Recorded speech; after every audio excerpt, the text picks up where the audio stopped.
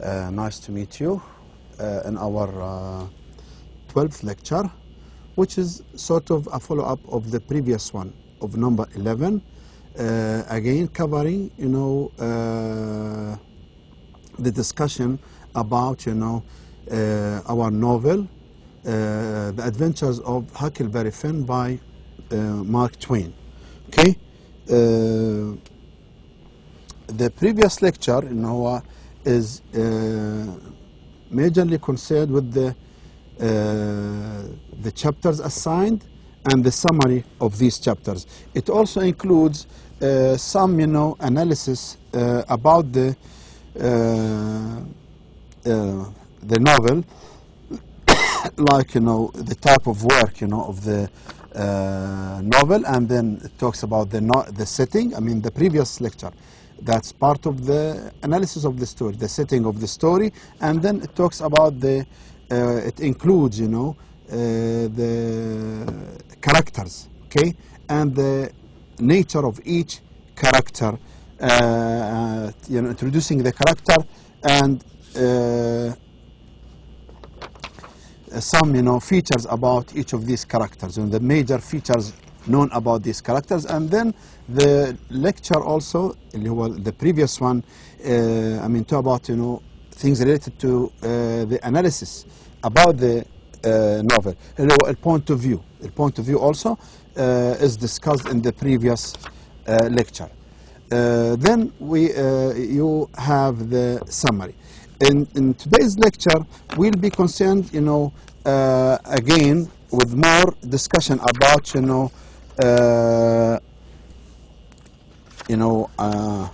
items or details related to the analysis of the novel, particularly the theme of the novel. And this, because it's a great work of literature, and talks about, an important period of time of the history of the United States. It has, great themes implied in it. So today's lecture will talk mainly about, the themes of the story of the novel, and the plot of the story, and the structure and the style. Okay. But before we start with the themes, first, just something to remind you with about the novel, as one of the greatest novels that takes place in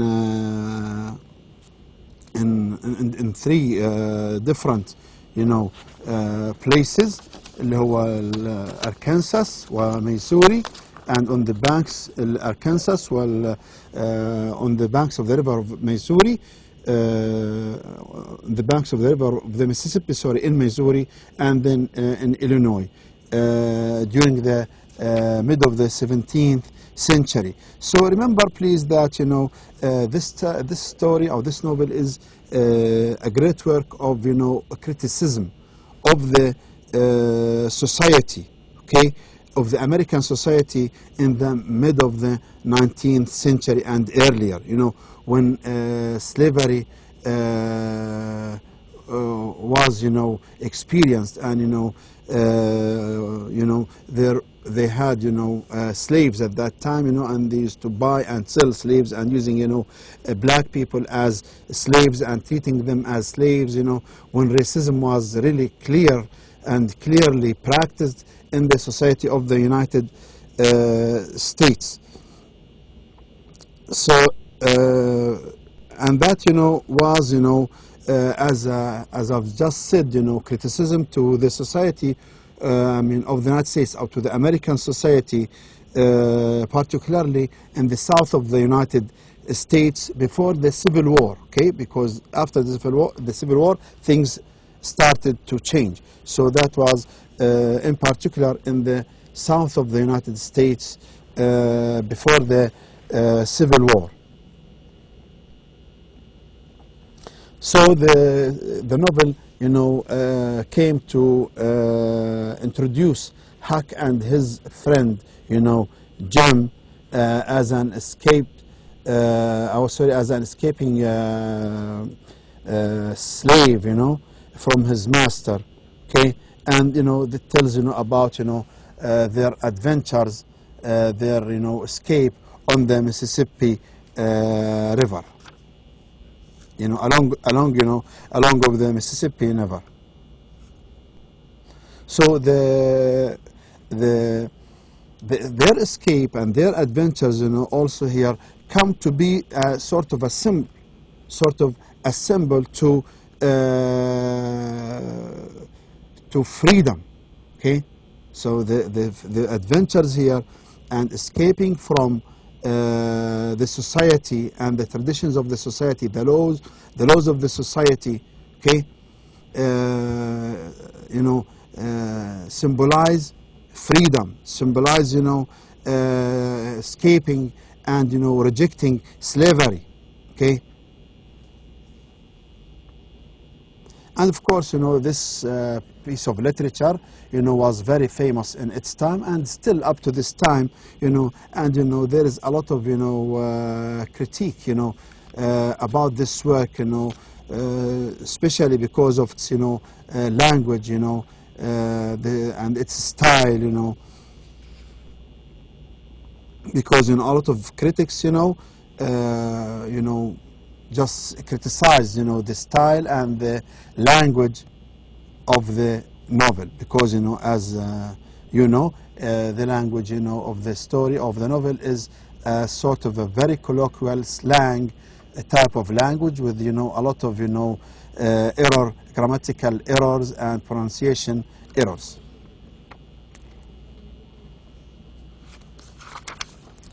Okay, on we go here. Then we start with the theme, or the themes, in fact, of the story. The story has different themes, and these are the major ones. You can come up with your own themes if you, after reading these the assigned 3 chapters, you can come with your own themes, or if you read it all, also you come with more themes and different themes. But still, even from reading the 3 chapters, that's still enough for you to understand a lot about the work, about the novel, and then you can come up with your own themes. But these are the most important themes and clear ones. First of them, here, freedom. Freedom is a major theme in this work. Okay, and it says that all people should be, all humans, or human beings should be free and should be all equal. Okay, let's say emphasizes let's say rejecting slavery. Okay, and racism. Okay, so all members of any society should be equal. And then number 2 اللي هو primacy of the moral law. Okay, talks about here as another theme اللي هو primacy, اللي هو dominance. Okay, اللي هو يعني سيطرة أو شمولية أو كونه يغلب، اللي هو المورال لو. Okay, المورال لو كونه dominates، يسيطر، هيمنة المورال لو على السوسايتيز. Okay, the moral law supersedes government law. المورال law supersedes يعني takes place the government law. Okay, so يعني if there is a government law يعني that يعني you can replace it by a moral law. Okay, or can be replaced by a moral law if the moral law يعني sounds or seems to be a better replacement. Okay, and a more practical replacement. So we have moral law supersedes government law, replaces government law by protecting the black slave, gem, huck breaks, man-made law. So this is what is meant here by moral law supersedes government law, because here the moral law here takes place the government law, which the government law that that is not with gem and with slaves. It was the rules were just on the side of the white people rather than the black people. So it was the law of the government was with slavery in a way. So the moral lessons I mean, the moral law here can be a replacement of the government law to put people in in an equal place at an equal level. Okay. Then we have number 3 اللي هو intuitive wisdom. Okay. الانتيوتيف wisdom اللي هو let's say الانستنكتيف wisdom. Okay. اللي هو الانتيوتيف wisdom اللي هو الحكمة الفطرية اللي بتكون يعني مفطور عليها الإنسان. Intuitive wisdom comes from heart, from inside the heart, not from the head, not something that you make by laws. No, it's something comes from your heart, something you are يعني you intuitively born, let's say, with, you have it as part of your lifestyle. Okay. The educated characters in the novel are often deeply flawed in some ways. See here, it's just opposite what is expected. Talks about Jim and Huck are not educated people. While here, we see that educated people are the ones in the novel who make mistakes or who fall in mistakes or fall in faulties in doing wrong things. Self-righteous اللي هم these are the things, self-righteous اللي هو selfishness, prejudice أو prejudiced اللي هو quixotic. Okay. quixotic اللي هو being dreamy, idealistic. quixotic being dreamy, idealistic. Okay. This is also wrong, something to be considered faulty. اللي هو that educated characters fall into. Then bound to tradition, being limited to tradition. This is also a characteristic of educated people. Okay. However, on the other hand, on the opposite side, we have the uneducated people who are represented by Huck and Jim. Okay, exhibit natural, intuitive understanding of the world, not like the educated. So this is what is meant by intuitive wisdom that comes from the heart, by uneducated people. Okay, who can be sometimes better than educated people because they intuitively kind-hearted people. So they have, though ignorant in many ways, okay, uneducated, don't have the knowledge, but what? They are wise in the ways that count, relying on conscience, common sense, and compassion to guide them.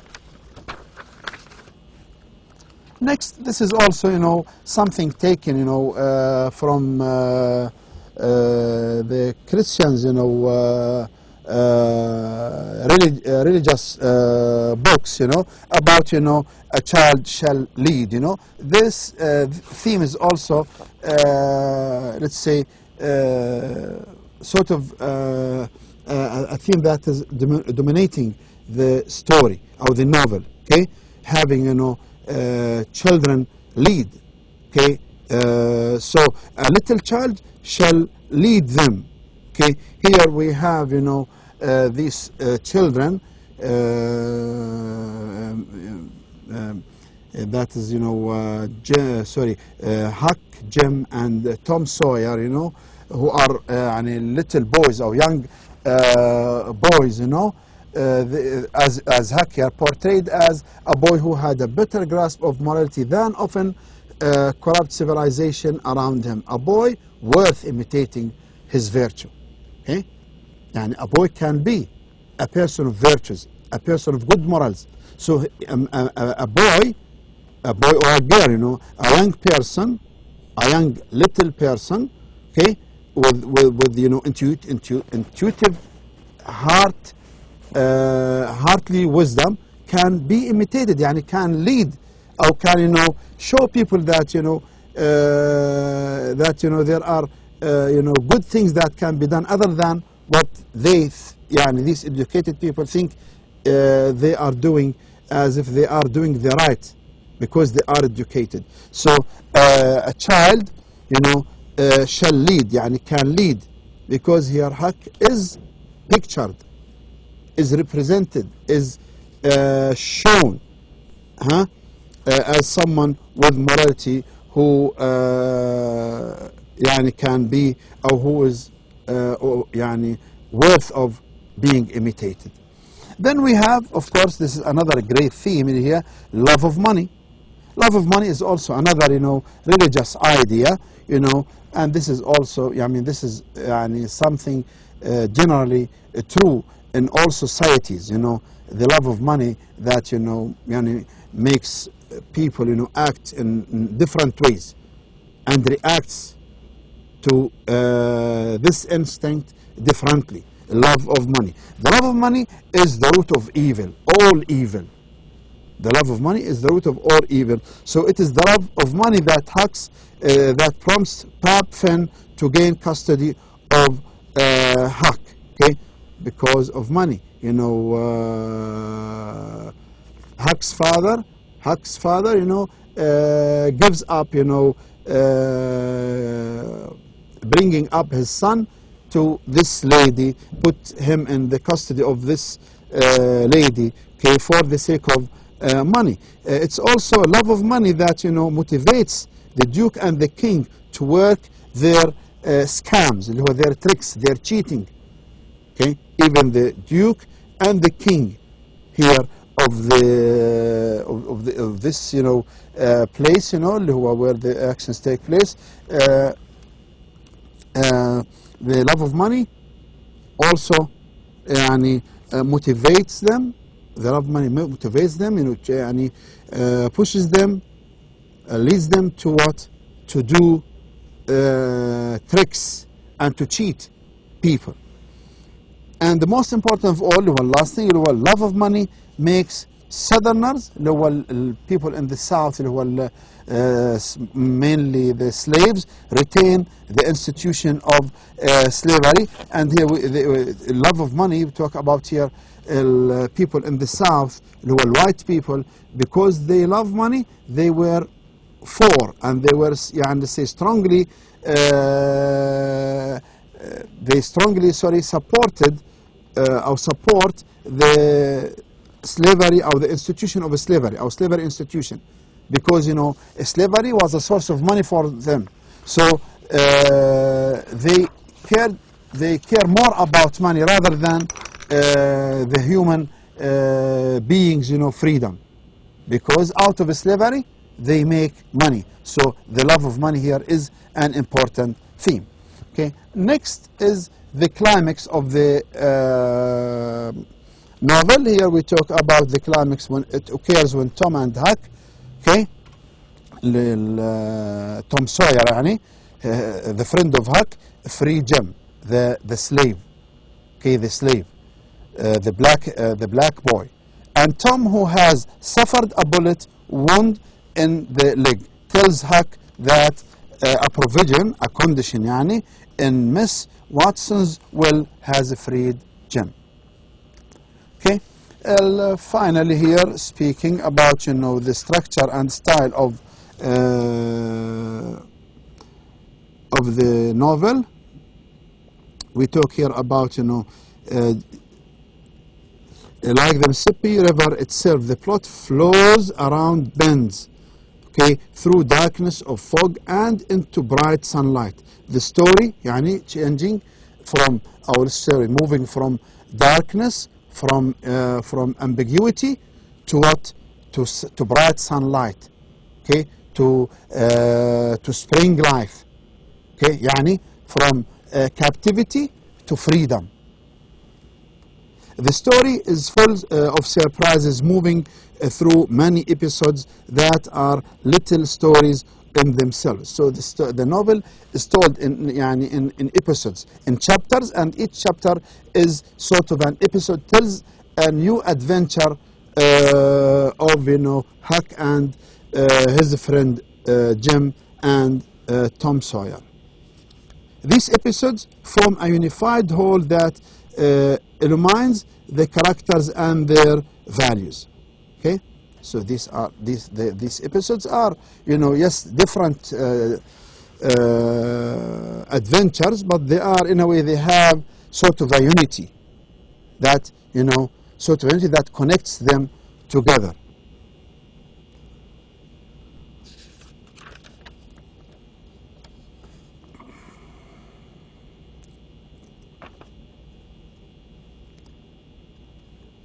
Okay, last thing here to say about, the